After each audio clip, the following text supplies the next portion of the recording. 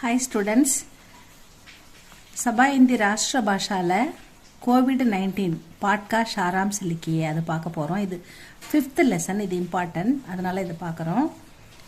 ராஷ்டிர பாஷா புக்ல page number 59 students, அதுல कोविड-19 part का सारांश பார்க்கறோம். सन 2019 में संसार ने एक भयंकर रोग का प्रभाव देखा. 2019 ஆண்டு சங்சார்னா இந்த உலகம் ஏக் ஒரு பயங்கரமான ரோக் வியாதி, ஒரு தொற்று பயங்கரமான வியாதியை பிரபாவ் தேக்கா அதனுடைய விளைவுகளை பார்த்தது.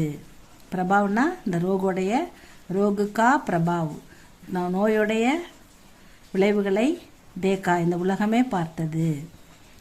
உஸ் ரோகுக்கா நாம் ஹை கொரோனா. அந்த ரோகோட பேர், அந்த வியாதியோட பேரு उस रोग का नाम है कोरोना.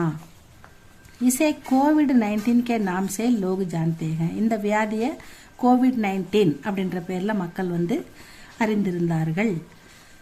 कोरोना एक वायरस के कारण फैलता है. कोरोना ஒரு வைரஸ் மூலமாக फैलता பரவியது. इस रोग की विश्व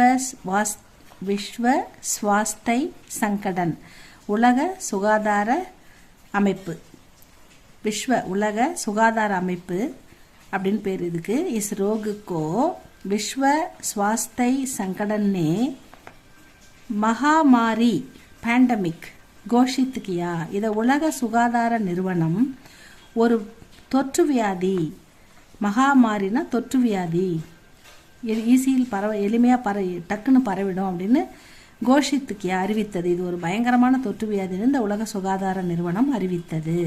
கோஷித்துனா அறிவித்தல்.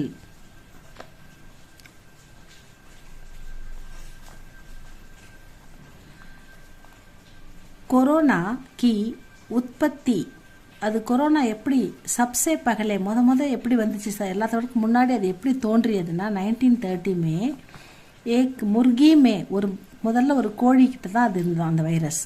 ஏக் முர்கி மே ஹுயி தி, ஒரு கோழியில தான் அந்த வியாதி முதல்ல கொரோனா வைரஸ் வந்தது அப்படின்னு சொல்றாங்க. फिर सन 2019 में चीन के वुहान शहर के लोगों में यह रोग फैलने लगा. சீனாவில் இருக்கிற வுஹான் நகரத்தில் வாழும் மக்கள்கிட்ட இந்த வியாதி முத பரவியதா சொல்றாங்க. चीन के वुहान शहर के लोगों में यह रोग फैलने लगा और धीरे धीरे அப்புறம் மெல்ல